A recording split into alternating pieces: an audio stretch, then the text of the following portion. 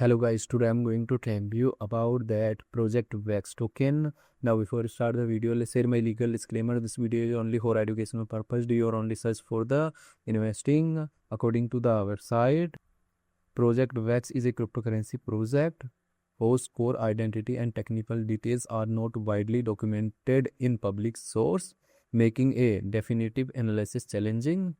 Limited public information. Available data sources do not contain detailed documentation on the project's purpose, technology, or team. Early stage indicators. The token's market metrics and lack of verified information suggest it is a very early or undeveloped project. High risk profile.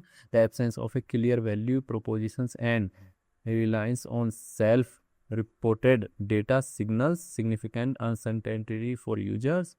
ProjectVex token total supply is 1 billion and circulating supply is also 1 billion VEX token. VEX token is listed on LBank and other exchanges. If I share my opinion with you, then this project up to 65% chances that it is a legit or good project. So guys, don't take my opinion as a financial advice. Do your own research for the investing. Thanks for watching.